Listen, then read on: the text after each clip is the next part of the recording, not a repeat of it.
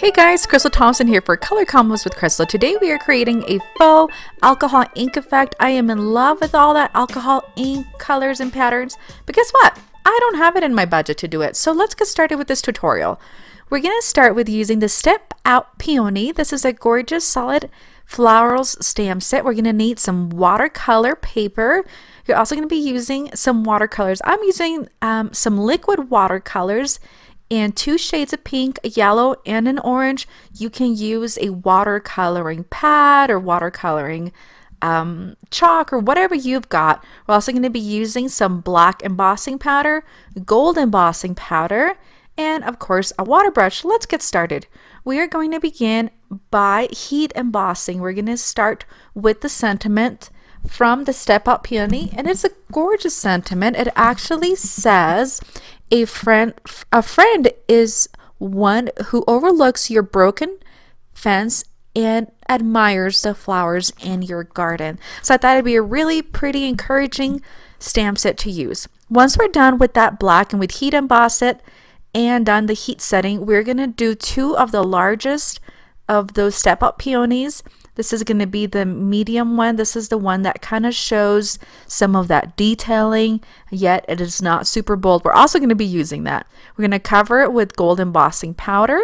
We're going to move on. I've been finding that if I stamp with my ink and then put the embossing powder and then heat set, it just really helps before I move on to doing. So I do about 3 at a time, and I haven't had any issues with my powder going over my wet ink. So we're going to do the leaves for the bottom. I really don't want to go any further with this, with the stamping, because I want to focus on that sentiment so it really pops up. Once that is completely heat embossed and ready to go, we are going to bring out our liquid watercolors. And like I said, you do not have to have liquid watercolors. Just any watercolor will work. Just make sure they're super pigmented. I'm going to adhere my cardstock to my surface, and I'm using a plasticky surface. So I'm going to do the top. I'm going to add the color, then add water with my brush and drip that to the top.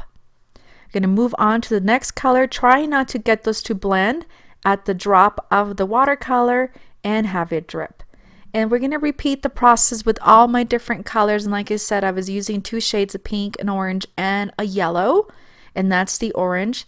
And then if it doesn't work quite like you thought, add more water. But see how I'm trying to avoid them from touching each other, and then bring that color up.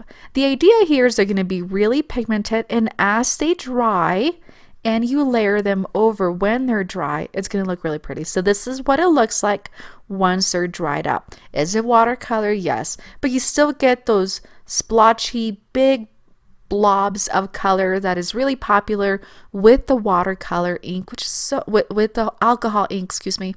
And they're so pretty, but like I said, it's not in my budget to do it, but I still like the effect, and this is a great way to get some of that effect. Once that you let those watercolors sit on your cardstock for a couple minutes, it is important that you use watercolor paper so it soaks in all that gorgeous color. We are going to admire it, and it's really pretty. We're going to grab a piece of dry paper towels, and we're going to clean off that gold embossing because it's going to resist it. And that does it. Thank you so much for joining me on this today. Have a great day.